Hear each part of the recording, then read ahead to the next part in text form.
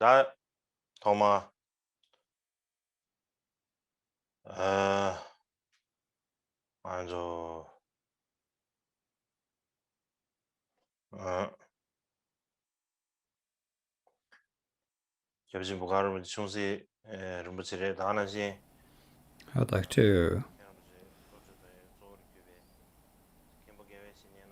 I'd like to offer my greetings to Bogor Rinpoche, Bogor Chungse Rinpoche, Khenpo Rinpoche, and all of the other teachers in the Shedras, the students in the monks' Shedras, and in particular the students from the nuns' Shedras, and especially everyone else who is watching over the webcast. I'd like to offer you my tashdile.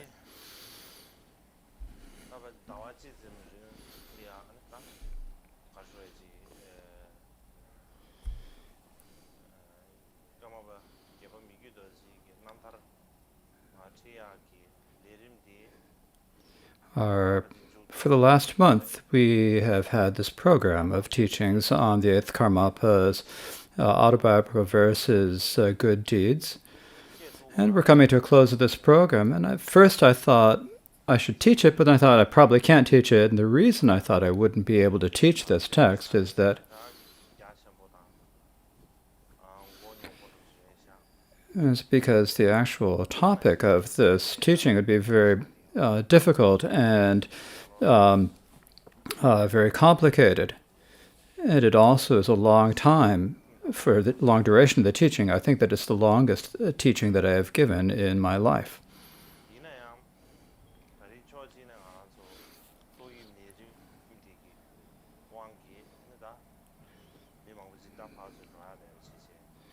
But for one thing, because of the coronavirus epidemic, many of us are unable to travel and we have to stay at home. And so I figured that everyone would have the time. And also because of the epidemic, more people are finding that their minds are turning more towards the Dharma. And they're developing more of a wish for freedom from samsara. And so I thought I would take this opportunity and give some teachings, and I thought that this would turn out well if I did so. And so today, other than we have one day tomorrow, but today we're basically completing it. But actually, I missed one day. I originally planned to say 21 days, but I missed one. And at first I thought, maybe we should increase it by 3 days, but looking at the way I'm feeling, it's probably wouldn't be good as I've put so much energy into this that I'm not feeling so well. So.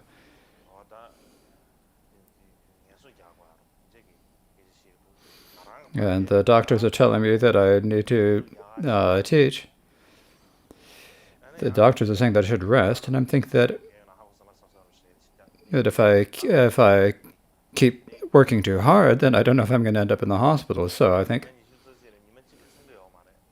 So I've had 1 day less than the 21 days, but I think it's not a big difference. Next year we will continue, and I will try to do my best.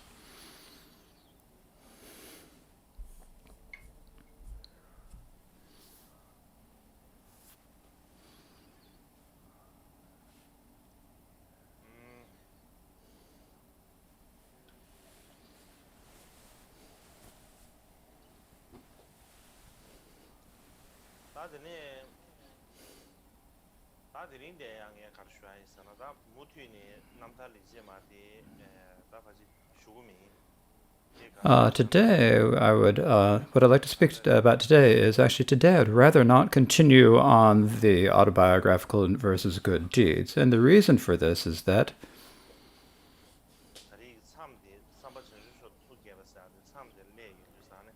we've gotten to this point of the raising bodhicitta, and if we continue with the practice of training in bodhicitta, there are many different subtopics there. And so I think that if we continue from that point next year, I think if we leave it at this point at the Rousing Bodhicitta, I think it's an easier place to leave it. And because if we continue, since there are many different subtopics, so next year we won't really remember exactly where we left it off, and so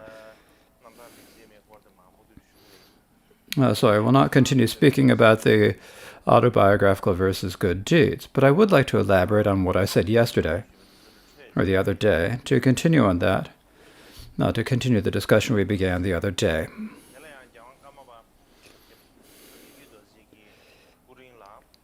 Now, during the life of the 8th Karmapa Mykhyö Dorje, when we think about the great encampment's earlier procedures and the Losar performances, he basically decreased all of the pomp.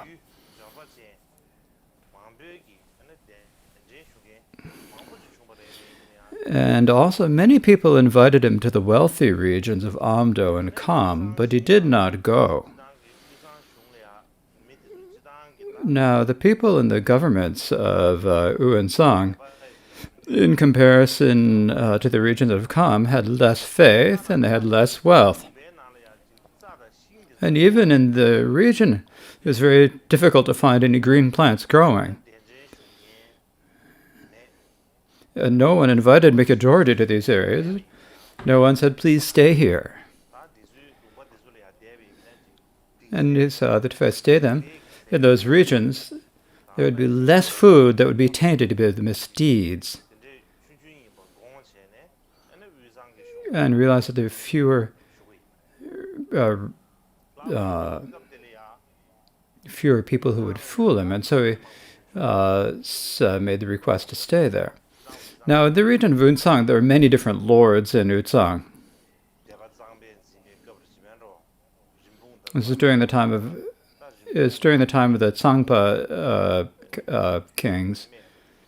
Is the end of the Rinpong dynasty, in the beginning of the Tsangpa dynasty. And so at that time,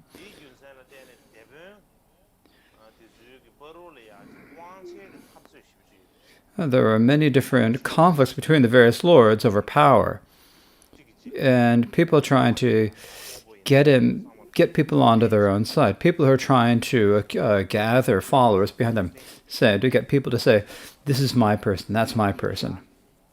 And so to stay in the middle of all of them, Mykhyö Dorje had to be very skilled at accommodating them all. It was not an easy thing at all. And so that was one difficulty. And also, when Mykhyö Dorje was staying in Utsang, he would stay in isolated places and mountain retreats where most of the time there was less fighting and less problems. And so this is where he primarily stayed. And so for this reason, among his entourage and attendants, there were many people who thought, in Kham and Kongpo, the people have a lot of faith in the Karmapa. And it's a country, these are regions where there's a lot of freedom. So instead of saying there, he's in Utsang, where people don't have a lot of faith, and there are few offerings. And why are we staying in a place like this? If we stay in such a region, this activity can't flourish the way it would as if he stayed in other regions. And in addition to that, it doesn't have a lot of freedom. He has to always accommodate others. And so basically, he's just making difficulty for himself. He's making it hard for himself. So many people thought this. And some were unable to tough it out. They weren't able to stay with the Karmapa. And they would return to their own homelands. And I did mention this the other day, so it's just kind of continuing the same discussion. Well, so when we look at these situations I've just described,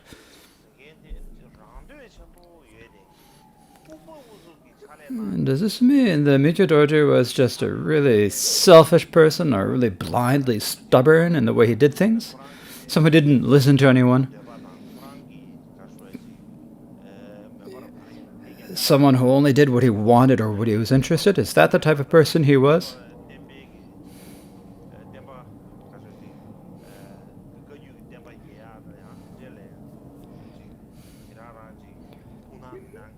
Is he someone who really didn't take much interest in the way the teachings, and in particular the Kaiju teachings, flourished? It's not, really. Actually, if we're going to explain this, we need to explain what his character was like from the time that he was a child. From the time he was a little child, Mikyo Dorje was a person who stood his own 2 foot, just as his character. He had a really particular character. That's the way he was. He was very able to, he could hold his own ground. Very independent. And so he really wasn't anyone who listened to what other people said or thought. It is for these reasons that, for example, when he was invited by the Ming Emperor, he didn't go. Most of the people in the encampment said he should go, but Mikyo Dorje said he wouldn't go. Even the steward, the Changzi, at that time of Mikyo Dorje, the Changzi, the steward, said that he should go to China and did various things in order to get him to go. Similarly, when he followed his gurus, including Sangye Nimpa Rinpoche, if he had followed the wishes of the people in the encampment, he wouldn't have been able to do so.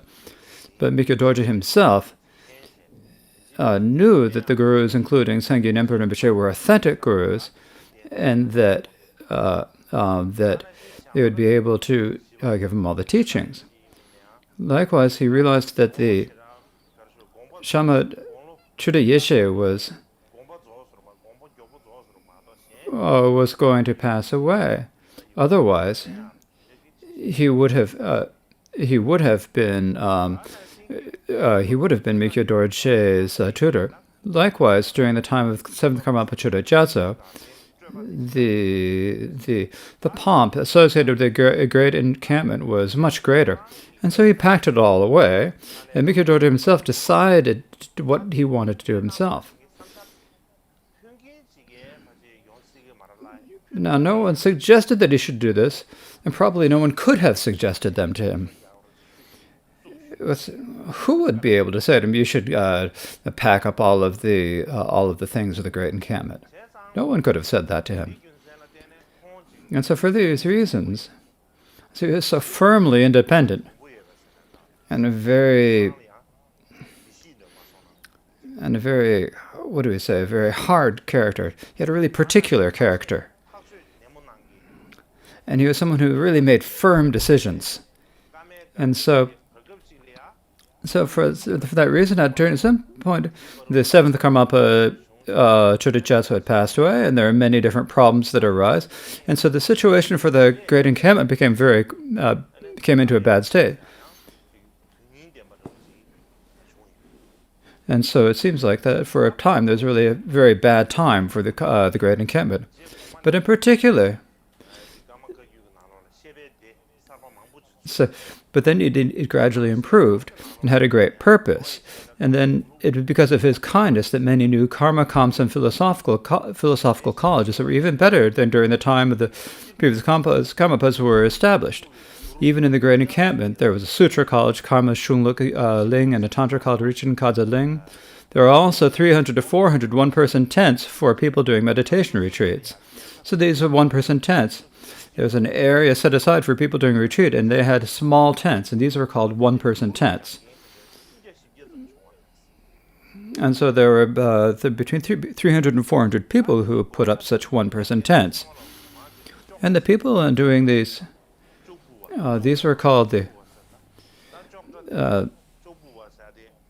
so these retreatants would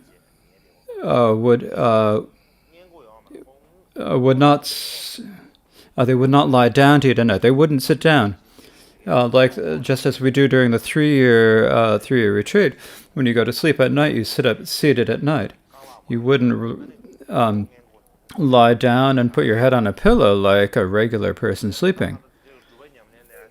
And so consider there are people who solely devoted themselves to practice, and They had their 300 to 400 tents, especially for them. And also when arranging the shrines, they have very elaborate arrangements. And particularly during the time of there are two people who are said to be emanations of Mikyo Dorje. Mikyo Dorje said himself, Tupa Namkatashin Dabo Gupa Nanso Sidral. And they started the new artistic style as the Kamagari, or encampment paint, or the Garluk, or encampment sculpture. And so when we look at these reasons, we see that Mikyo Dorje, was he just a blindly stubborn person? He wasn't blindly stubborn. And not only was he not that, he was not fooled by the external aspects of the splendor. It's like, as we say, like, I'm being attached to your father's cup. If you have a cup, you say, this is or there's a bowl that came from my father. You say, whether it's good or not, you get attached to it and you take care of it, right? He wasn't like that, though. He really put his energy into upholding the actual ways of upholding the traditions of both scripture and practice, and spreading Tibetan culture. He worked very hard for these purposes. And so for this reason, Mikyo Dorje, from one perspective, who didn't really listen to what other people said, he was someone who did what he thought was best. Likewise, and because he showed such independence in his actions, the tradition of the teachings, he was very beneficial for the tradition of the teachings and cultural aspects. Mikyo Dorje himself, whether it's his character or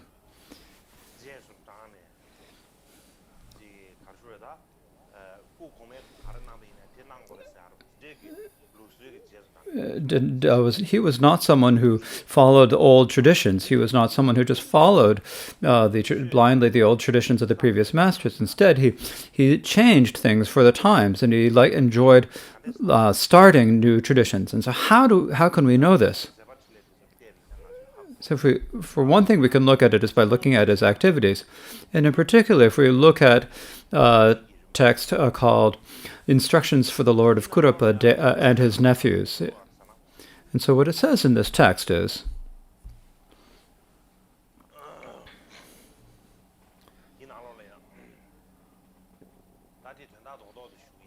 to explain, I'm going to give just the meaning of it. Some people say,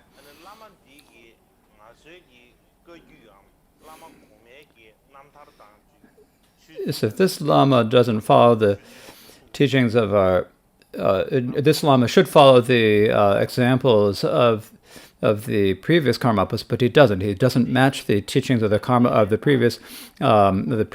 old traditional Lamas or of whatever tradition. And not only he's teaching Dharma that doesn't match with the previous masters, and they say that he follows ways that don't fit, so they must be impure, so we should not go for refuge to them. But Mikyo Dorje, the way he thought of it is,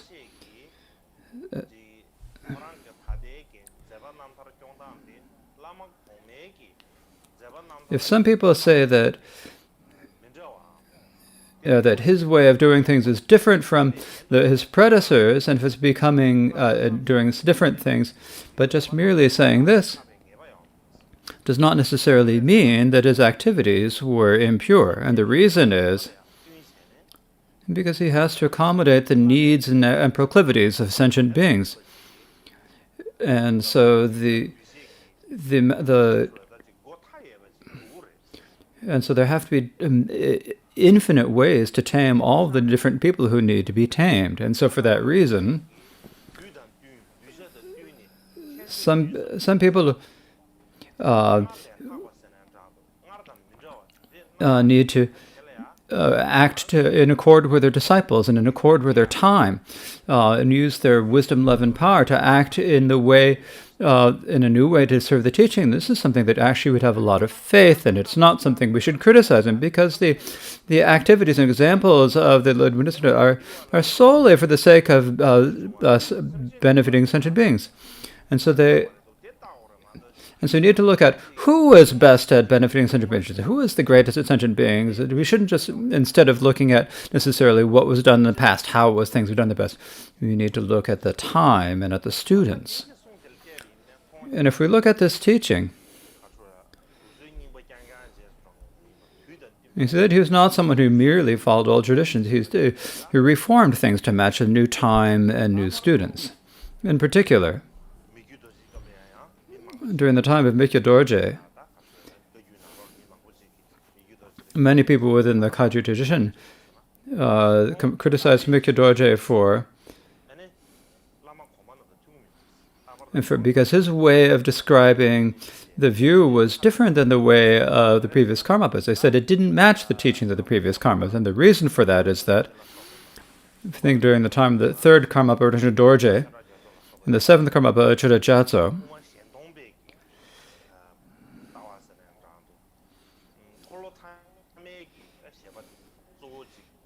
primarily taught the teaching of the Shendong view and the teachings of the third wheel of Dharma. This is what they primarily taught, what they primarily supported. That's what their main area was. But Mikyo Dorje stopped teaching the Shendong and the teaching of the third turning the wheel of Dharma. And instead, he primarily taught the Rongtong view. And for that reason, Mikyo Dorje, he himself, he taught the Rongtong view, in particular the Kansa conceptualist view especially of Chandakirti. And so many people said that this was inappropriate and wrong. Even among Mikyo Dorje students, they gave various different explanations of the way he explained the view. Some people said that his actual view was the Rongtong, or the self-empty view. And some people said it's not actually Rongtong, that in fact it's Shentong. So there were some people who said that. So there are sort of these two different explanations. But in any case, no matter how the students describe it, but in many of Mikyo Dorje's texts, he emphasized the Rongtong view.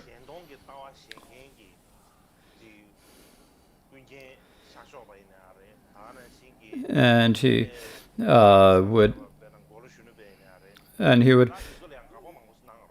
made a lot of refutations of Shentong teachers such as Sha Chokpa and Godlo Tsawa. And so the way Mikyo Dorje explained his view was different than the way his predecessors. So that is why many people said this. But that's discussion. So I will speak about that topic more next year. I will not. So I don't need to speak about it now. In any case, Mikyo Dorje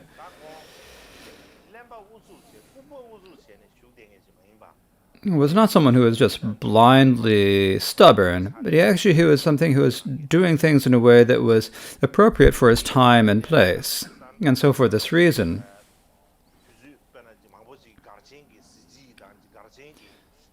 if we think about, and so he was really not distracted by the pomp of the encampment and so forth, and instead he really focused on the teachings of the great encampment.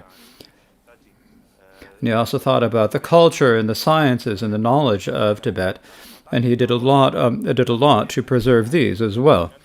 And so among these, there was the Karmagati style of artistic style,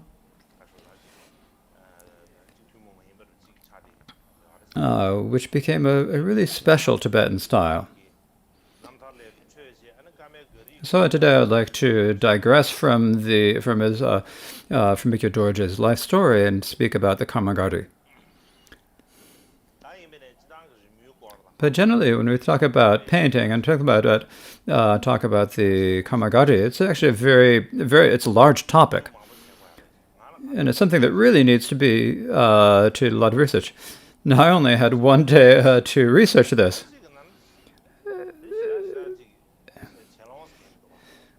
And so you can't really do a whole lot in a single day. However, to just sort of speak about it in general, I can speak about it in more detail next year. So today, I'll speak a little bit about, I'll give a brief introduction to, in general, Tibetan arts and to the Karma Gardi style. And tomorrow I will continue with that a bit.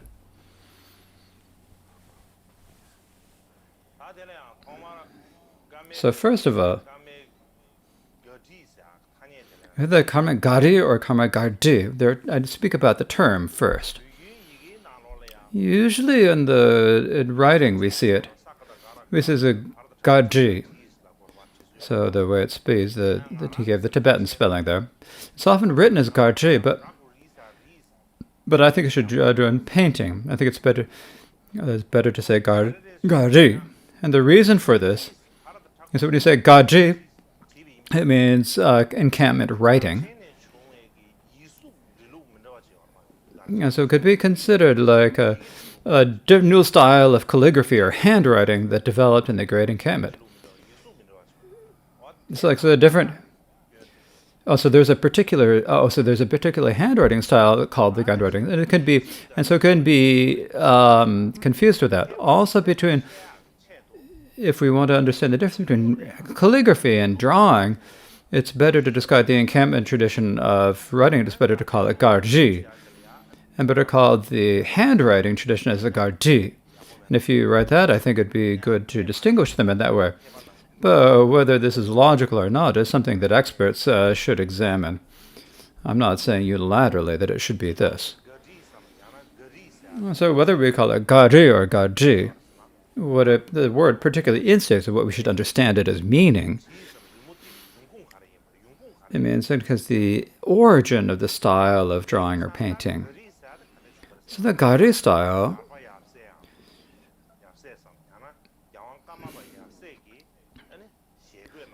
developed under the instruction and direction of the Karmapa and his heart sons by augmenting earlier Tibetan artistic techniques with techniques and styles from other cultures, and so developing a new style in that way.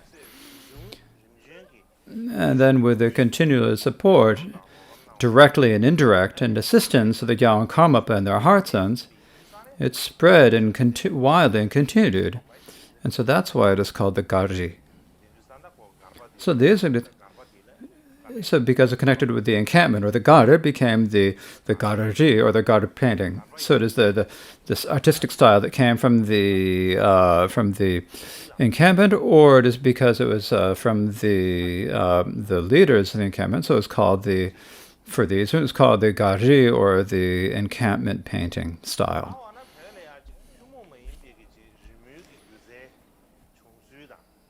So how is it that in Tibet there developed particular artistic styles and techniques? And how in particular did the Gardi style develop?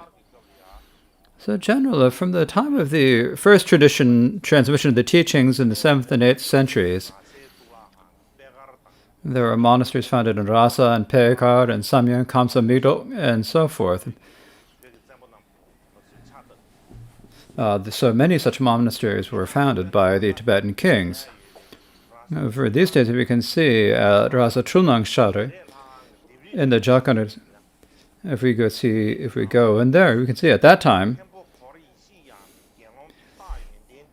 there's a mural, and it's written on there, Kempo Koryesha Yang Gelon Yuntin De, and Kampa Nempe Yang drew these figures in the Dharma as merit for the king and as merit for all sentient beings. And so they wrote this there. So from that time, from the 7th and 8th centuries,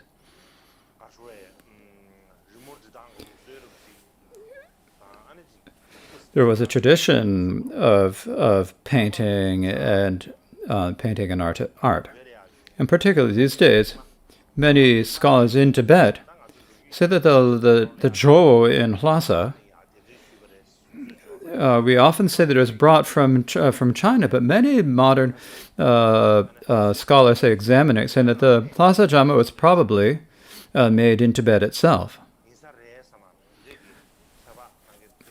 So that is their hypothesis. Likewise, in 804, in the year 804, in Dakara and Kam, this is an old Vairocana cave, and also in Ga Kundo and Kam in Bim Nambaranze, there are carvings in the caves there. That is now under the care of Kyabje Tangpa Rinpoche. So these are carvings we can still see to this day. Also during the time of the Tibetan Empire, the earliest signed painting by a Tibetan artist, that is the time when there's a tradition of Tibetan artists signing their works. Now how we know this is that in the Donghong caves there was a painting on silk of the Medicine Buddha and the Thousand-Armed Avalokiteshvara. And the time that this was drawn was probably in 836. And the person who wrote it was the monk Palyang. And this painting these days is in the British Museum. What is written on the painting is that it's in the year of the dragon, I, the Bhikshu Palyang, as a service for his body, have drawn the Medicine Buddha, Samantabhadra, Youthful Manjushri, 1,000-Armed Avalokiteshvara, and the wish-fulfilling jewel and dedications. And so this is probably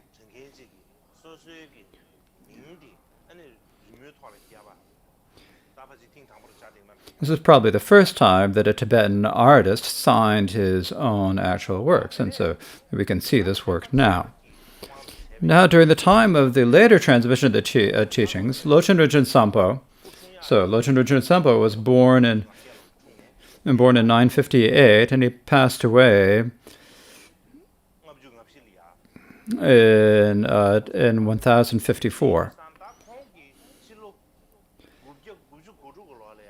So in the year 996, he built the Toling Monastery, the Korchak Monastery, Nyarma, and the Tapa monasteries. And he wrote many different. He made many different monasteries. And these days, if you go to Toling and Tolong Tapa, and there are also the Dungarasago caves and the Wachin caves, and so there are murals in all these places that you can still be seen to this day. So to give you an example, I'd like to show you the paintings at the Tuling Monastery.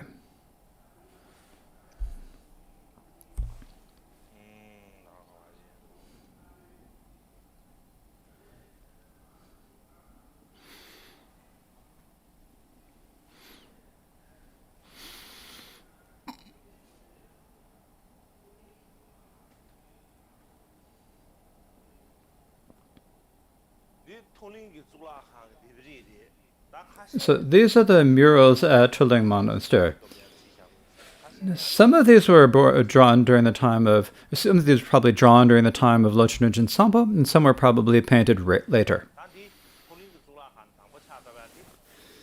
So Tuling Tsulakhan was first founded in the 10th century in 996. And then there was a monk called Ngushe, who was a terton, a very well-known terton. He was born. In 1012, and in 1081, he began to build. He founded the Paldratang Monastery, and then he just began the construction, and then his nephews, Zhongne and Zhongzul,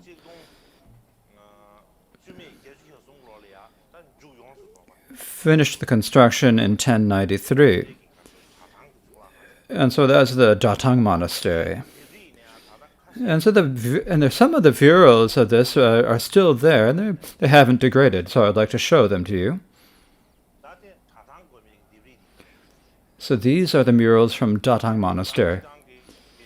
So these are 11th century murals.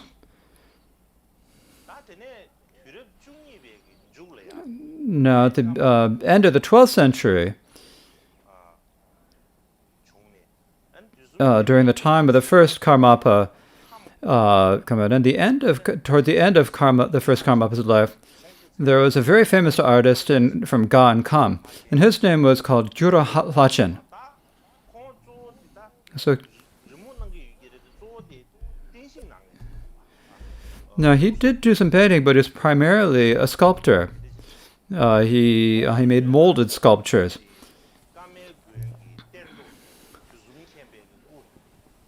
And so he made a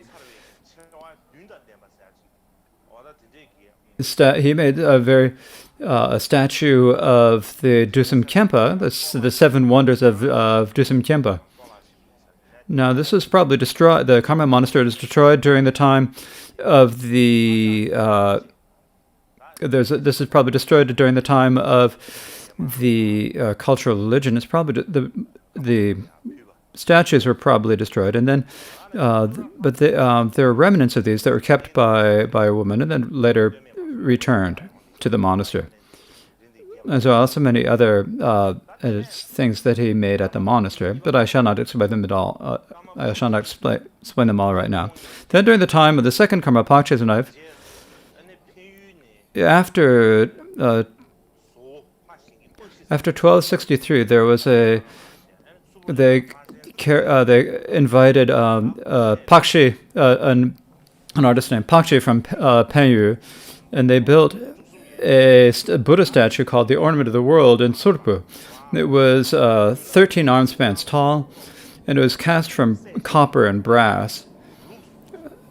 So this was a cast statue, and this is probably the largest cast statue in Tibet. However, this great Buddha statue from Tsurpu, they couldn't destroy it during that because during the cultural event, because it was such a solid statue that they couldn't do that, and so they didn't destroy it then. But then during the 1970s,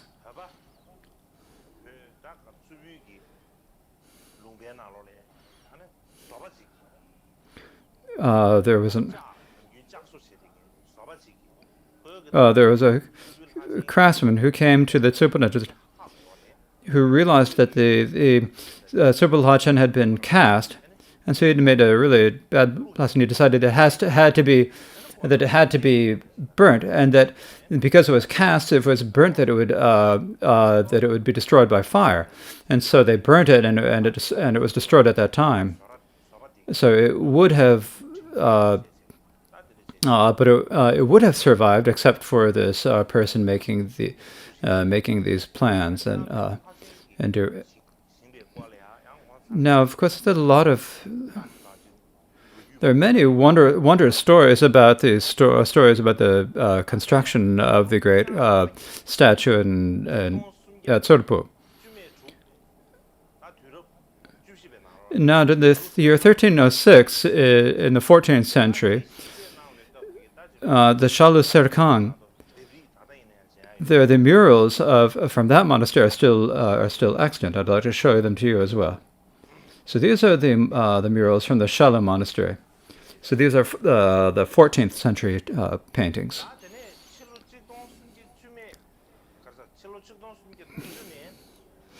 And then from 1370 until 1425, the Gyaltsen Pelde Chude monastery was built.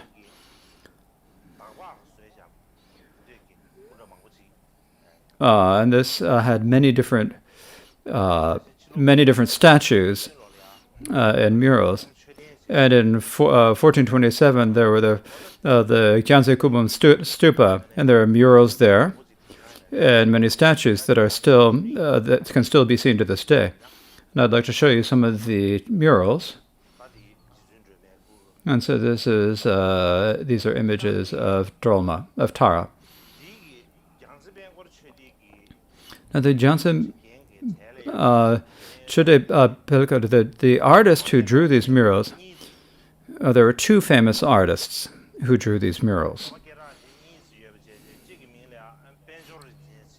One was called Penjor Rinchen, and one was called Sunam Penjor.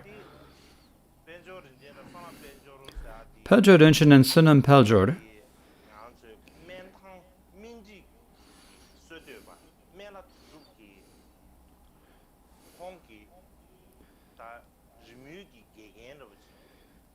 were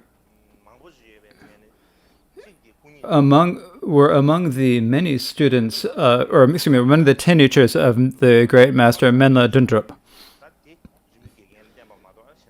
Usually, people say that he studied with Drupatashi Gyalpo, but actually, so this is often said he studied with these. But if you look in the text that Menla Dundrup himself wrote, he mentioned that he studied with these two artists as his teachers. And he describes the history of this as well. Now, from the 15th time on, you could say from the 15th century on,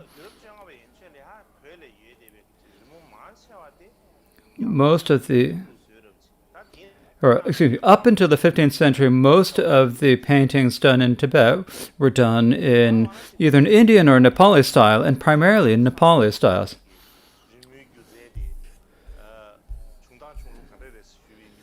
So if you wonder then, when did a particular Tibetan style of art develop and the particular Tibetan techniques begin?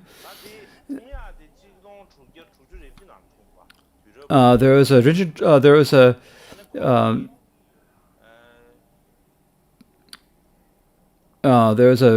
Rinchen Chok who was built from Milk Lake in Gyaltang and Kham. And he wrote in a text called The Light of the Great Sun, a commentary on the presentation of the characteristics of bodily forms called The Essence of Goodness. And what he says here is that, and the main point here he's saying, so generally in Tibet there was the style of the time of the kings that spread widely. But then not long after that, there was an emanation of Manjushin named Menla Dundrup, who was born in Mentang and Lhochak.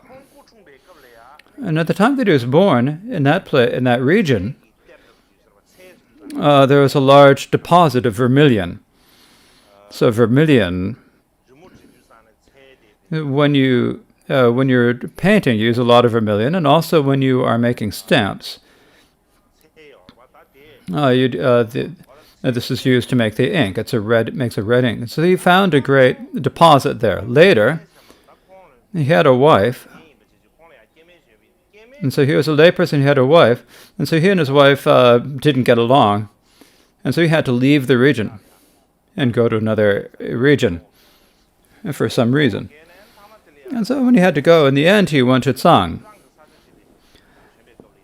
And when he went to this region, this area of Tsang, it's a Yuchan, and he came to a place, and he found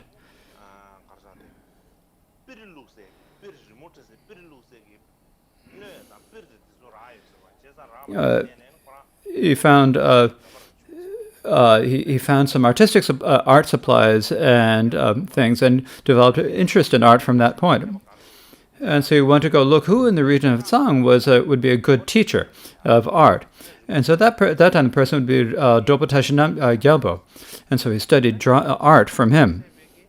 Not only did he study that, he also remembered that he, in a previous life, had been an artist in China. And because he had been a Chinese artist in a previous life,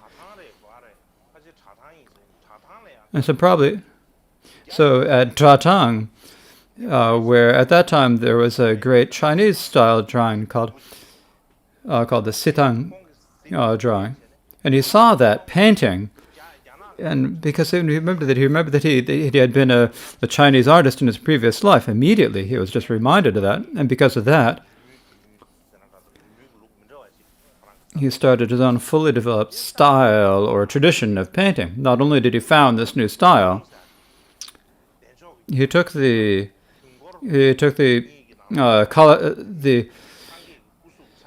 determined the measurements and proportions according to the Kala Chakra and the Samvara Daya, Chakra Samvara Tantra.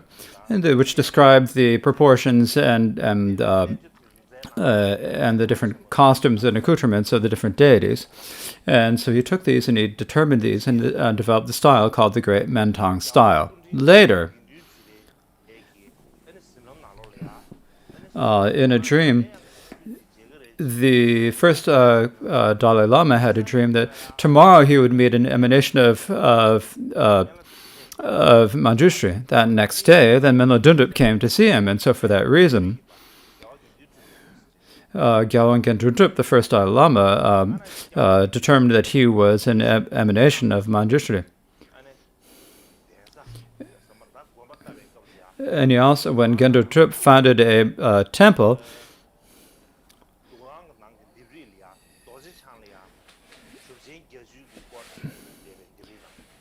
there were the paintings of Vajradhara and of the 16 Arhats, and so Mentong wrote these, drew these paintings then. So they are still, are still there, but they've grown dark, or they've been blackened over the years. They're not very clear, and you cannot really see the detail in them. You can just sort of look at it and see there's kind of a shape there. They see the form. But you can't really see the details. But recently, a few years ago,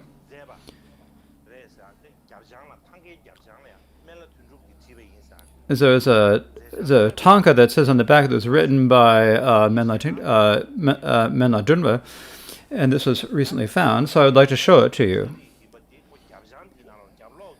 And so this is written on the back of it. It's written that it's written by Menla Dundup. It's written very clearly that it was done by Menla Dundup. So there's probably no doubt that this is painted by Menla Dundup. And so this was found in the Sakya monastery. And because they found this,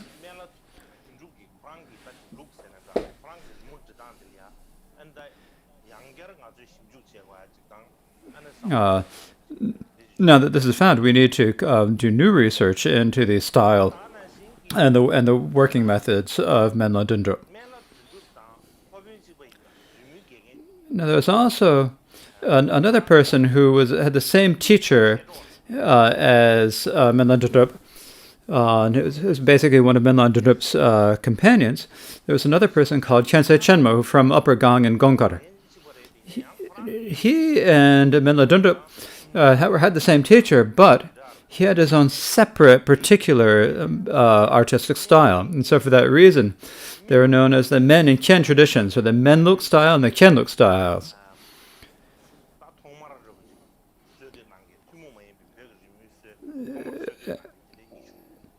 And so these are said to be the first to develop particularly Tibetan artistic styles.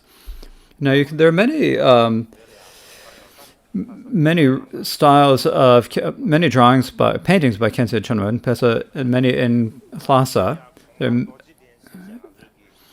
the area of Gongkar.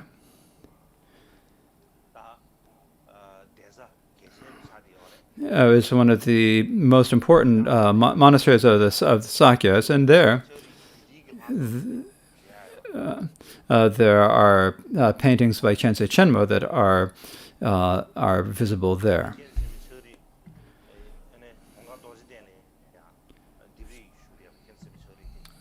And so these are at Gongkar Dorje Den Monastery.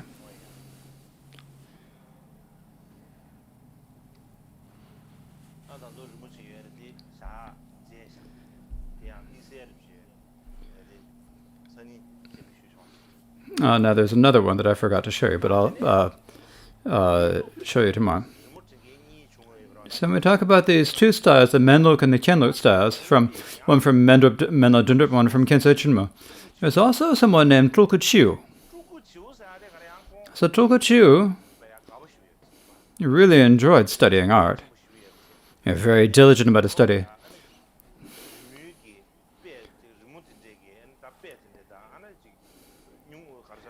And he was always carrying different paintings and various artistic supplies on his head. He would go all around and taking a look at the nicest paintings and If there was a great artist, you'd study with them. And if he went someplace, because he went everywhere, they called him Chu, because he was like, which means birdie.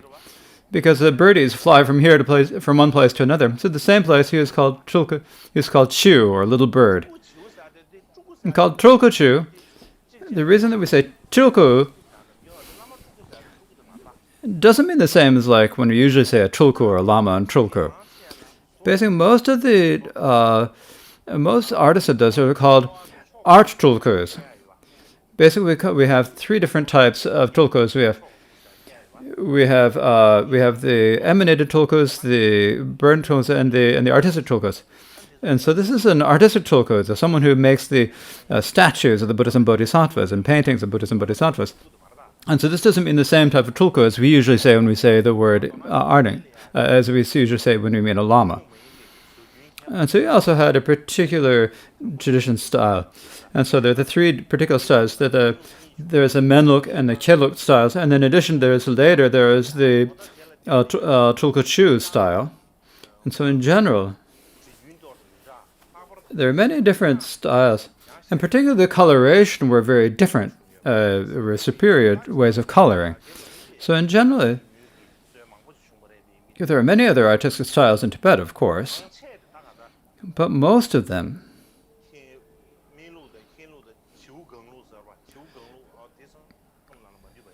can be included within either the Menluk style or the Khenluk style or the Chu style. So most of these, the descriptions of these are described in the text I mentioned before from the Bhikshu Rinchen Druk.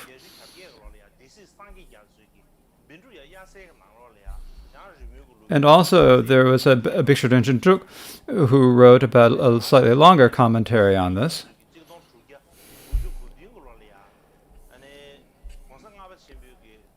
And also during the time of there is a catalog written in 1697 of the offerings of the Ornament of the World by Lord Sanjay Gyatso. And so these give the history of the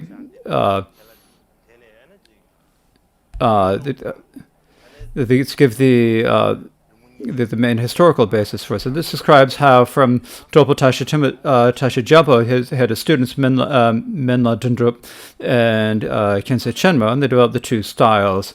And that also describes how the Chu style.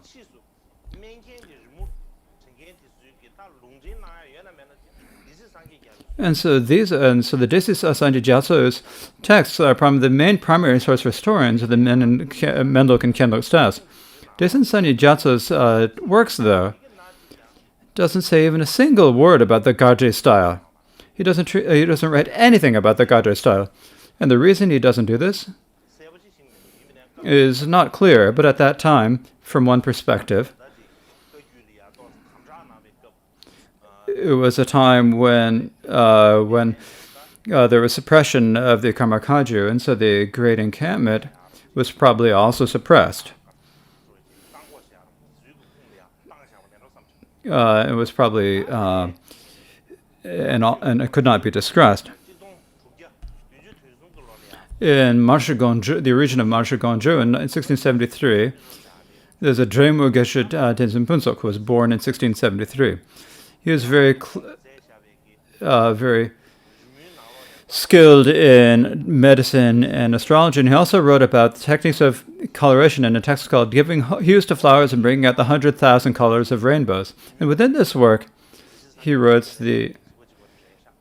basically the same history as the Dejin Sanjay Gyatso.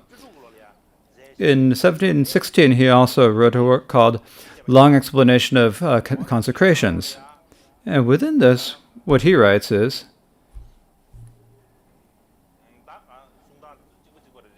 basically the same thing. It's the same as Desis Sanjay Gyatso, but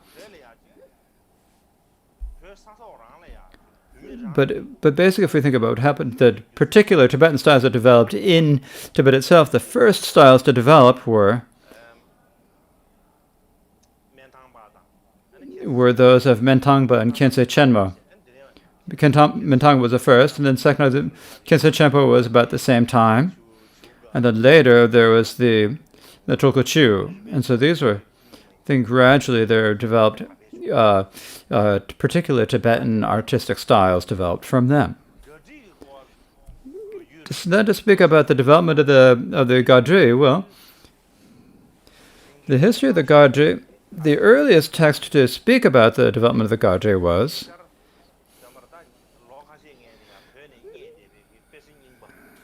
an old text just found recently in Tibet called the Light of the Great Sung, and a commentary on the presentation of the characters through the bodily forms called the Essence of Goodness.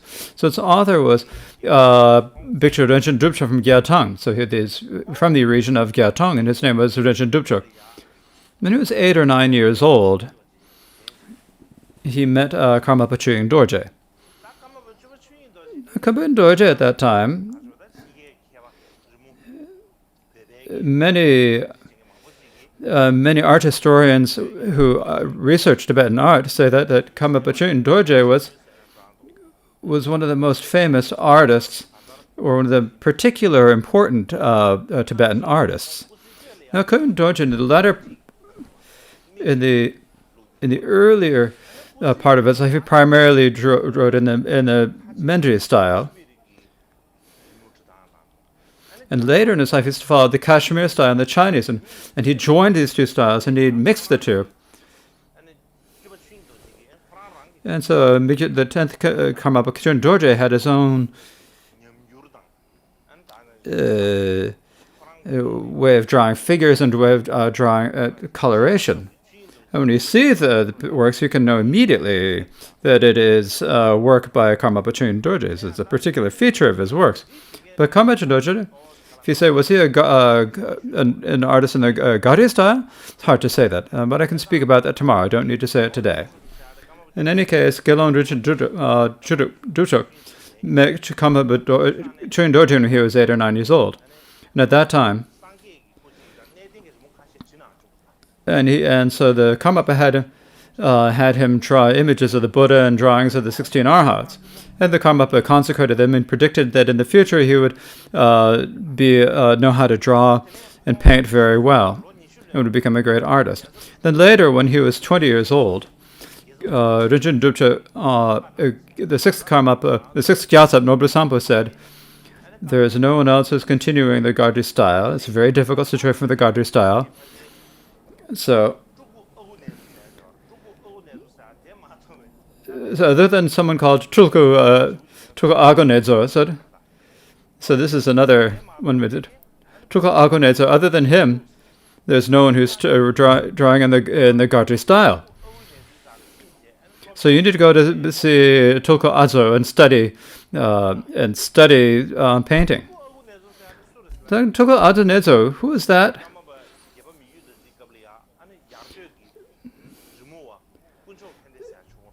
There was a student of Kunchok Pende during the time of the 8th Karmapa. So Namkha Tashi and Kunchok Pende were both contemporaries. So Kunchok Pende, now there was a student of Kunchok Pende who was an attendant of the Sushama Chögying who was called Epa Chuzo. His actual name is Yanchen Tupa. And he was also a very particular type of person because he could remember 7 previous lives when he was an artist. In particular, in his previous life, he had been Cha Aghonedzo during the time of the 5th Sharmadra. He had been a parrot at that time. And he heard many teachings from the 5th Sharmapa on painting, and so for that reason, from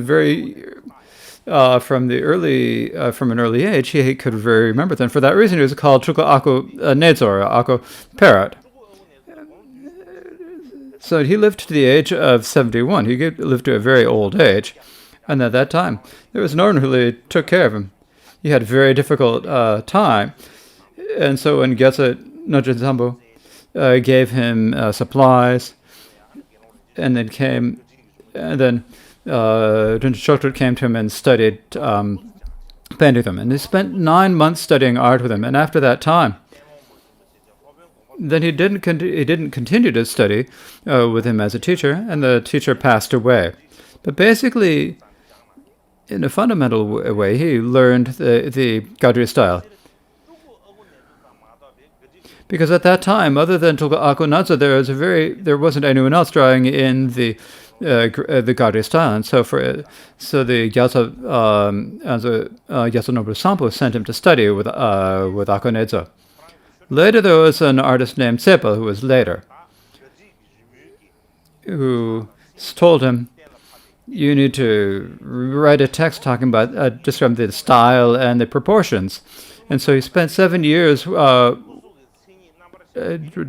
7 years later, then he wrote this text called The Light of the Great Sun, a commentary on the presentation of the characteristics of bodily forms called The Essence of Goodness. And he wrote it in 1704 when he was 41 years old at Tsurpu Monastery. Now there's the root text called the Essence of Goodness, as it says. Now, I don't know who wrote the Essence of Goodness. What its text is, we just don't know. This is something that we need to continue to search for. But in particular, his commentary on it gives the proportions and measurements of the Gadristan. It's the earliest source and the most respected source.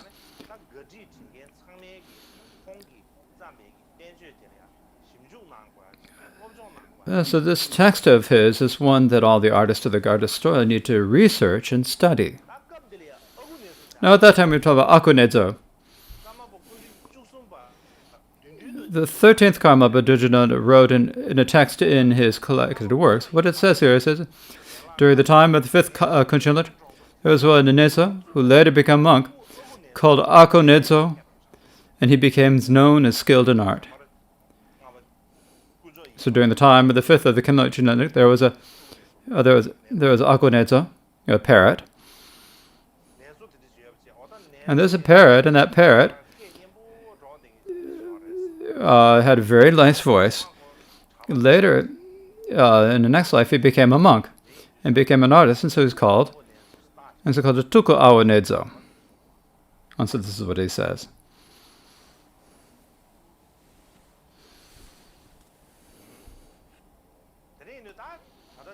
So, if we look at this commentary, The Light of the Great Sun, what it says is, this is quite a bit about the history of the Gadri, and so I think it's probably okay to speak about that tomorrow. I actually better take a little bit of break, and then we'll take a break, and I'll speak about this after we come back. I don't have a lot to say, just a little bit. I think it's probably best to begin again. So now when I showed the pictures, there's one that I made a mistake about. So I'd like to explain to it. Otherwise, and you're going to put these pictures on Facebook, and if you put up something that's mistaken, it's not good. So here, this one is a mistake. At Jatang, it's the lower one is actually from Shalu Monastery. Oh, so this is the one I showed before was wrong. So please put the appropriate one, not if you posted them. The lower one is the 16 Arhats. Now another thing that I said described before was this one.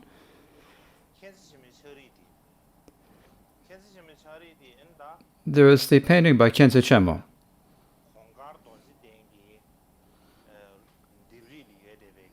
This is a mural at Gongkara Dorje Den Monastery.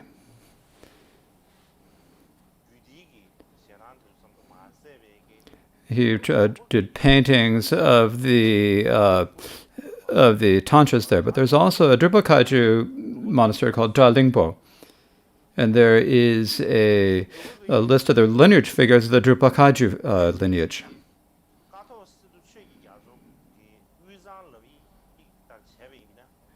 If we look at the descriptions of Uzang in Kaltrot Sengye's description of his travels of the these are the lineage figures from the Kenok Chemo. So these are probably Kensei Chemo's own painting. They're definitely in the Kenok tradition. And so this is as described by Katok Sito and Chugi Chizun Gyatso in his description of his travels to Uzang. So I think we're going to have some hope that these were written by Kensei Chenmo himself. But this is something that we really still have to research.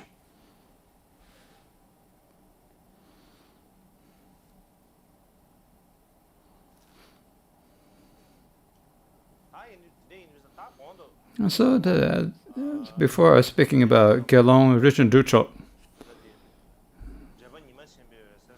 and there's his commentary, the Joanimi, the Great Light of the Sun.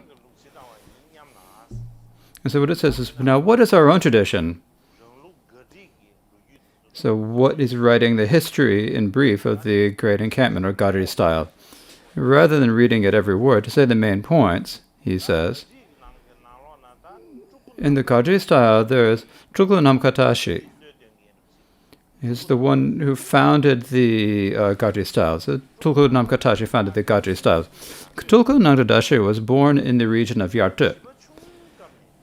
When he was a young child, Micho Dorje said that he was his own emanations. Micho Dorje's own imitation, he said.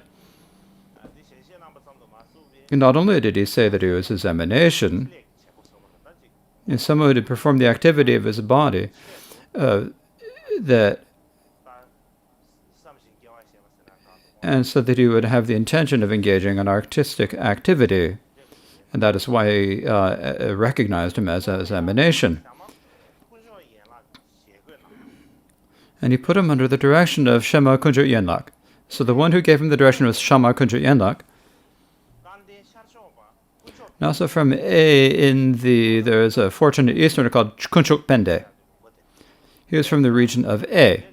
This region of A, there are many artists who came from that region, particularly many painters.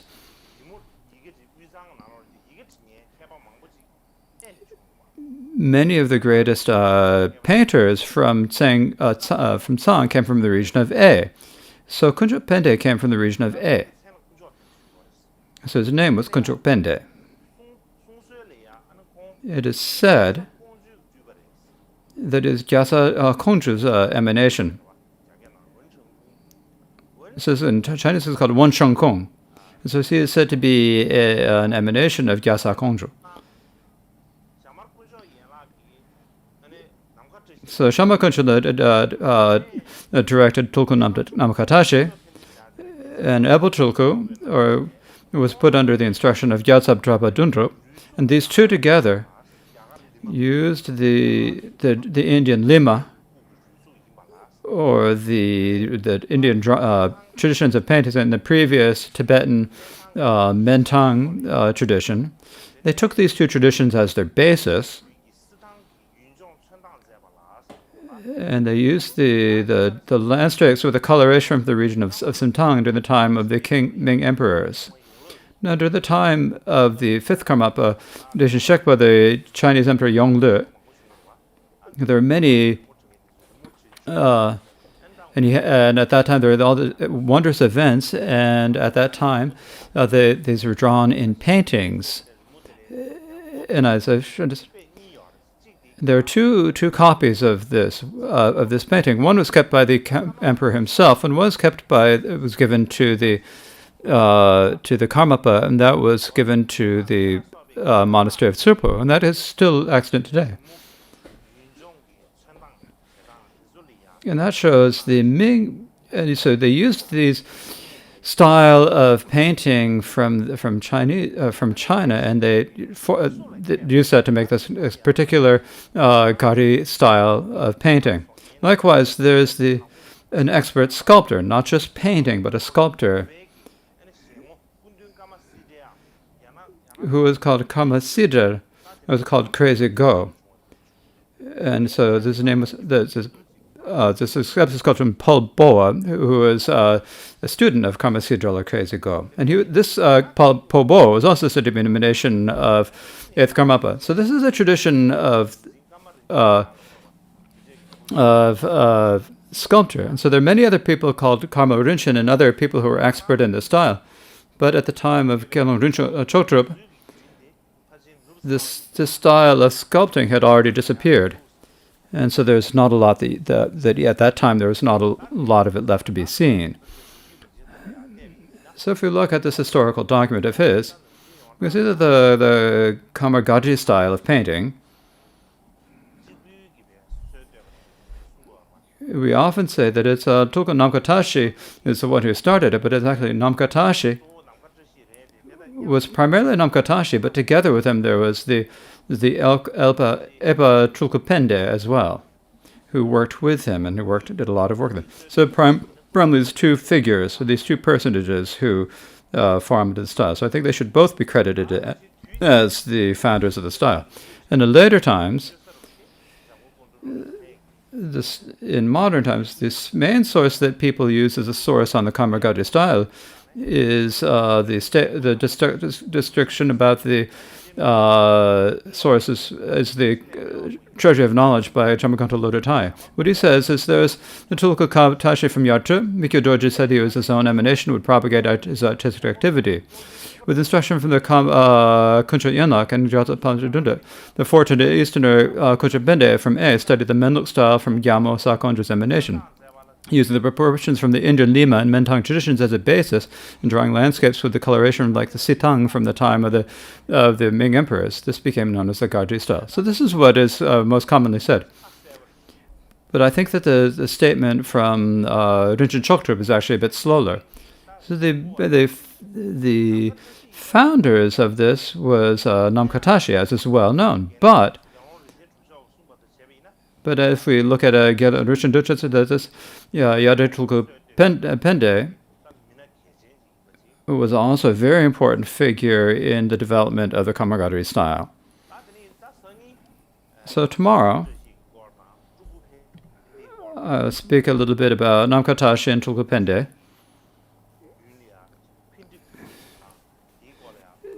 And the development and decline of the Gadri style. Actually, today we haven't had a lot of time.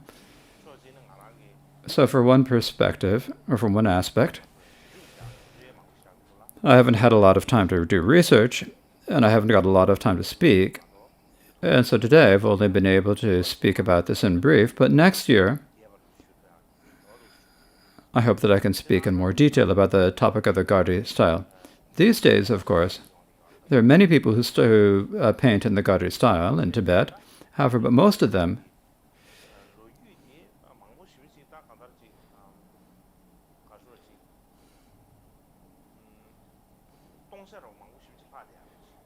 but even so, there are still many blank areas in the history of the Kamargadri style. So I think it's important to sort of clarify the topic of the Gadri style.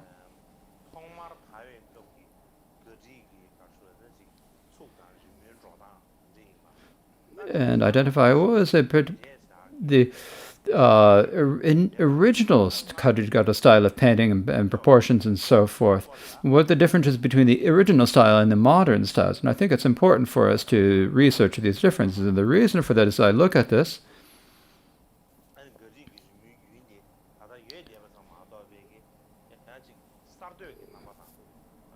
The Gadri style is still present, of course, but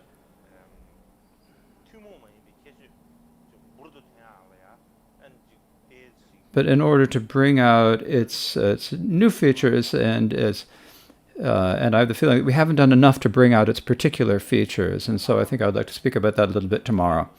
In particular, I'd like to show you a few of the paintings by the 10th Karmapa Chögyam Dorje. In addition, another thing that's gone well this year is that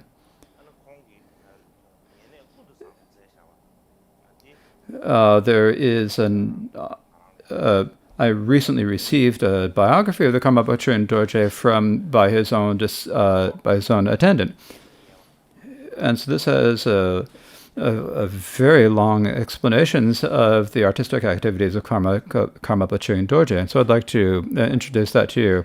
But I don't know if there's not a whole lot of time, so I won't be able to say everything tomorrow. And in particular tomorrow, we have the texture. Now I've decided yesterday what we're going. I've decided what we'll do about I thought we would do the Gurutso. Now, if you might think that we're doing the Gurutso, but actually we won't do such a long one.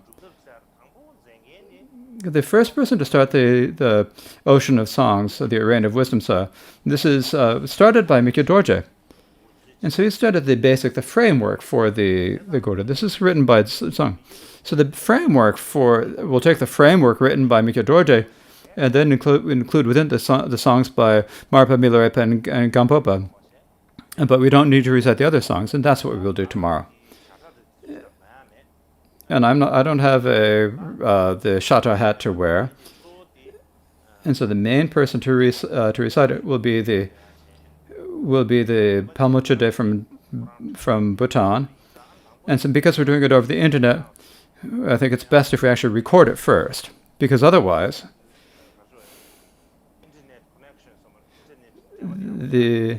if the internet connection is not good enough, then sometimes the connection gets broken, and so it's best to record it, and then we can recite along with it. And so that is how it is.